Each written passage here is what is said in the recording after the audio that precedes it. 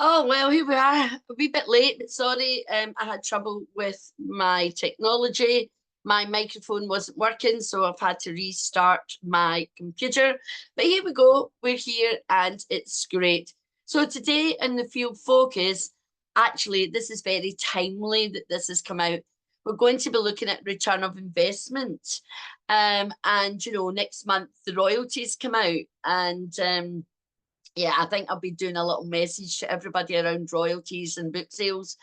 But the good thing is that book sales is only a little aspect of your success as an author and the success of your book.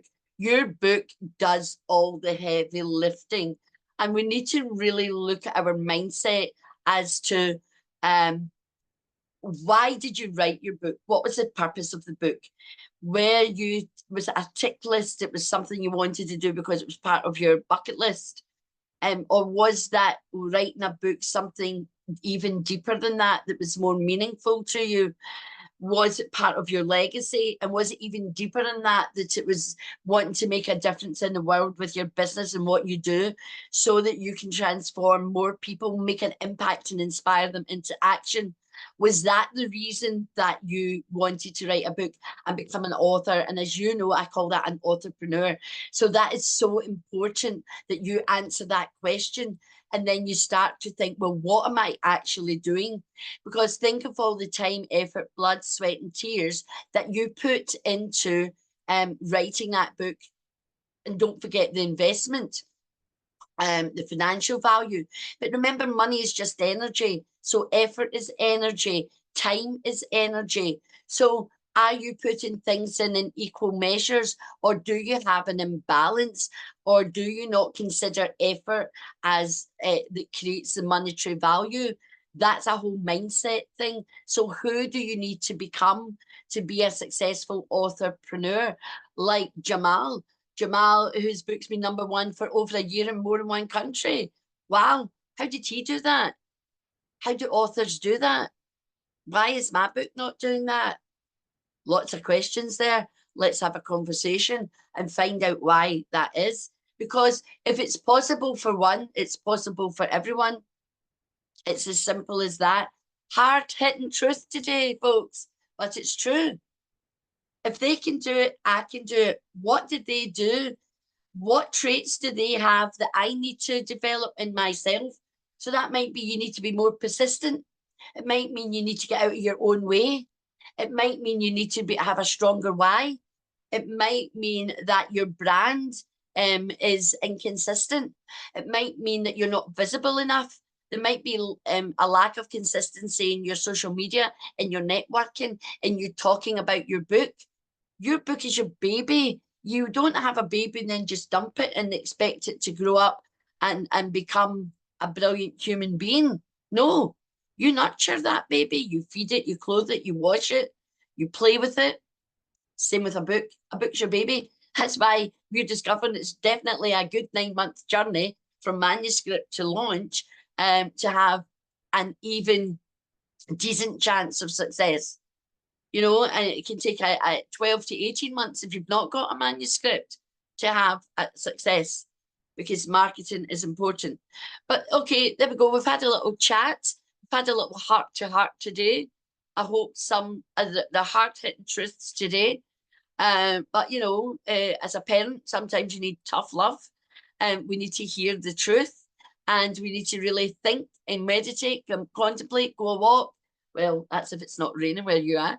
And really think about, what am I doing? Who am I? Why am I writing my book? And why maybe am I not behind my book as much as I believe in it? Or have you lost faith in your book?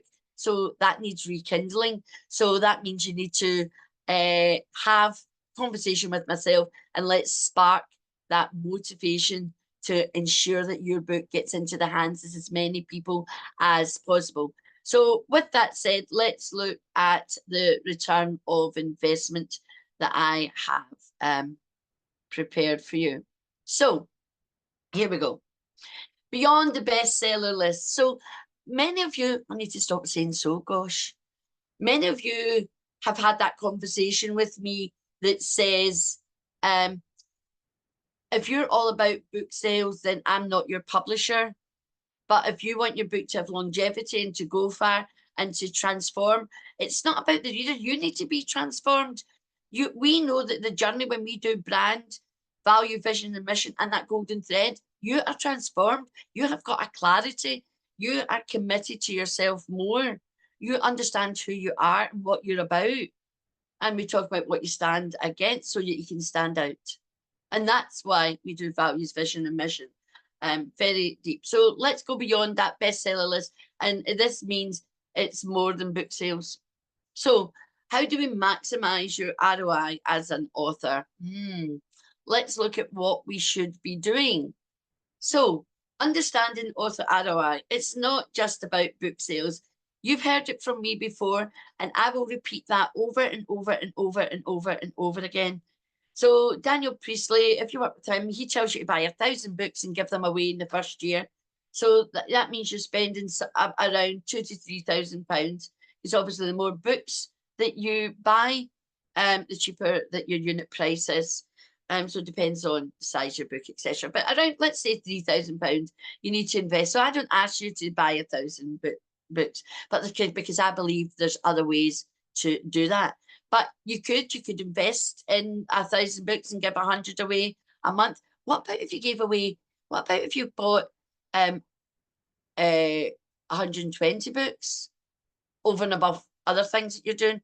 What if you bought an extra 120 books that you gave 10 away each month in the first year of your authorship? Books have got longevity. Simon Ong, he's one of our co-authors, so he is associated with Brilliance Publishing. Yay! Absolutely delighted about that.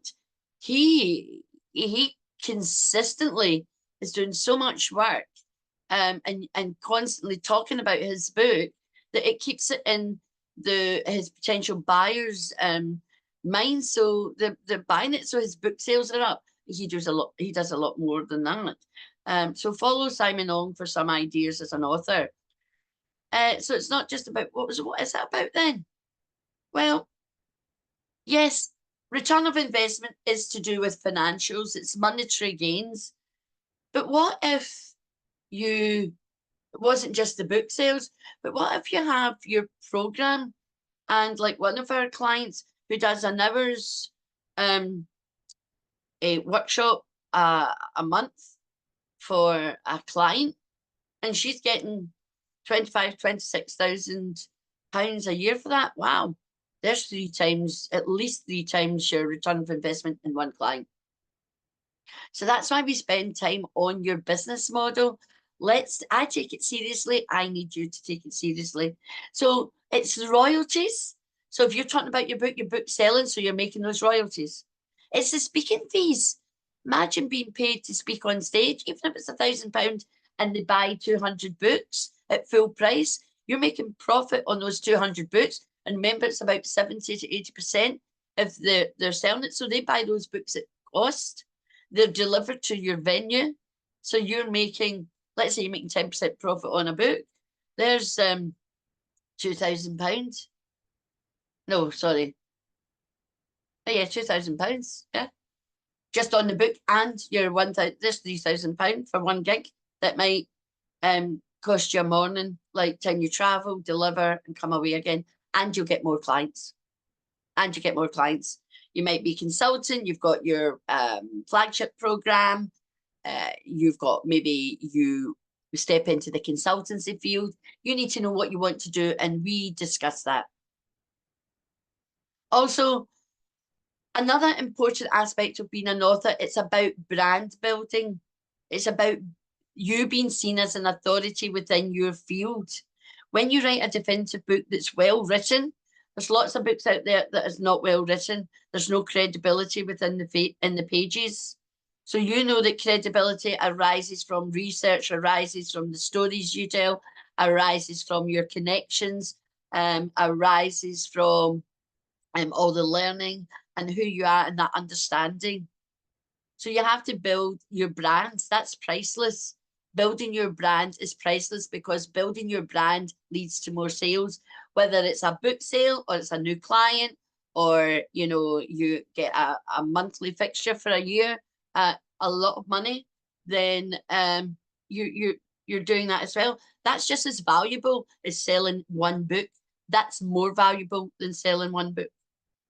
And of course, the more you sell, the more you come in, then it's about that audience growth and it's engaging. And remember, we talk about who your audience is right as part of the brand at the start. Because if you don't know who your audience is, what they love to do, who they are, where they hang out, the pain points, how you're going to attract them to you, then this is why we need a focused approach to our marketing and not a scattergun approach. Oh, I can help everybody. No, for marketing purposes, that's not going to get you anywhere. We really need to be focusing and looking at niching. And I tell you how I know, because I pushed niching away for 5-6 years. Now as a publisher, I know niching is vital to our success. And it's proven this year alone in the number of new authors that we are attracting. So make sure you know who your brand audience is. But more importantly, it's about you and your growth. You will grow. You will find, well, I did this and it didn't work. Have you got the resilience? Have you got the persistence not to give up because it didn't work the first time? Have you got reflection? Do you spend time reflecting on what I did? What was my energy levels like when I took on that task? Was I doing it? Oh my God, I've got to do this. Was there resistance? You have to be free and you have to love what you do to get those really high vibe, because that will be felt in every single word that you put on that page. For sure, you have to love it. You have to embrace the falls. I shared something in the Voices of Women group the other day. Fail big. Fail big. That was Denzel Washington talking to graduates. So let's look at more financial return of investment beyond the book. You hear me talk a lot about beyond the book. The book is only it's your calling card. It's your ticket to opening doors of opportunity. It's going to get you on stages that you can't go on unless you're an author. And I have lots of evidence of that, of clients come to me, particularly people in Dubai. They're all about prestige and all about your brand and all about, well, who are you? So there was a woman who had an amazing book, who was thinking about publishing an amazing book. And what happened was she was asked to speak on stage. Can you send us 200 copies of your book? Hello, I don't have a book. Didn't get on the stage. So yes, you can get on some stages, but if you want on the big prestigious stages, you need to have a book. So when you've got a book, you can diversify your income streams. And that is what we look at when we look at your business model. And then once we understand the business model, we can create a funnel so we can see all the different ways in which you can bring money into your business, whether that's passive income, whether it's actively doing what you love to do, which could be speaking on stages, which could be driving workshops, which could be like what I do, is have clients and have a platform. And that comes down to the teaching. So we can look at all the different income streams so we know you're making money every month. How do you maximize your royalties? Well, you need to be active, you need to be visible, and you need to have your book on your lips constantly. Not going, oh, you get smart at it. It's not, oh, well, oh, I've written a book, you know, and in my book I say la, la, la. No, if somebody asks you, let's say you've got a book on resilience. So you talk about resilience and the traits and what it takes to be resilient. And you can also then say, well, you know, if you want to know more about what I've just been talking about, buy my book. And in there, I go much deeper. In fact, come and join my Facebook group. Oh, in fact, you know, I've got this free program. Oh, in fact, you know, so give them a call to action. Maximizing royalties, the call to action. We're also now working with a partner called Shimmer, and that's paid ads, which is really very affordable. It's £60 a month. We're not even taking a cut of that. I'm just giving you at raw prices. It's really low price. I don't know how long it will stay at that price because they're quite a new company, but the more the success they get, then they will know it works. So therefore they can up it. So I would say if you want more book sales, you have to come and join Shimmer. So we have 3 authors right now using Shimmer. It takes first month, you don't see much traction. Month 2, you start to see it build. Month 3, and then by month 4, you've got a return of investment and it really grows. And then you can decide if you're going to continue with it on a rolling monthly basis. You don't have to pay money up front. You do to get started, but it's not a lot. And moving forward, if you were to do your own ads, then it would cost you way more money than what they're asking for. It would cost you at least £50 a week, you know, to make significant ads. They use AI and they're using Meta and Google for client attraction, and you get all your data. It is absolutely brilliant. At some point, I will do a field focus on Shimmer. Once, you know, that'll be for in the autumn time. So let's maximize those royalties by having that diversification of your income streams. So look at building our brand. Where's the return of investment in that? Well, the return of investment is you establish yourself as an authority. Oh, you've got a book. Oh, that's great. What is the name of your book? Oh, wow, you're a book and it's published. Oh, and it's an Amazon #1. Oh, wow, you are building that authority as a go-to expert in your field. And you can see this is live. The phone is ringing. I must remember to turn it off. And of course, brand building, networking and collaboration, that's where I get a lot of new clients. So networking for me, so that might be paying £20 to go to something, and I might get 2 or 3 prospects out of that. Wow, that's a great return of investment. Some networking's free. You have to just go and show your authority and be a brand and turn up in your authenticity. Brands must be visible, transparent, it must be authentic, not just trying to, it's about brand building and networking and through collaborations. It's about building that trust. So it's all about relationships. Most important thing, your brand speaks volumes and people can see in you, not just by the words that you say, because we know there's thousands of people out there who are great at speaking. They create programs, but their programs are hollow. I'm just working with someone just now, and that's what's happened to them. They've invested a lot of money, and every program was not practical. It didn't give them practical steps, didn't tell them how to do that. So it's most important that you have practical steps and you know what to do. So practical, get yourself to networking and use that message that we've worked on. If you need a refresher, let's create a whole thing on that. You need to tell me what you want more of, so that I'm hitting the nail on the head. So I can talk about anything from different perspectives. So please tell me what you're looking for. So brand building is essential. You need to establish your authority, and the best way to do that is networking and collaboration, winning awards. Let's see if that comes up. Let's look at audience engagement. So, okay, another thing is your growth. So let's say you start off with 50 followers, you write a book. So every time you gain more followers and get more people into your group, so let's say within 3 months, you go from 50 to 400. Wow, you can't buy that. Well, you can actually buy followers, which I don't agree with. I'm more organic. Oh, a lot of the big stars buy the followers in the beginning. Yeah, there's a lot of things go on out there in the real world.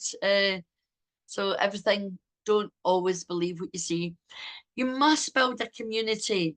As a business owner, you need a community. As an author, you need a community. As a speaker, you need a community. You need to show that you are all about relationships. Build those communities. Know where they hang out. Is your sorry, before I move on, is your community on Facebook? Is it LinkedIn? Is it Instagram? You need to know, and we've got a handout. I think it might be on marketing.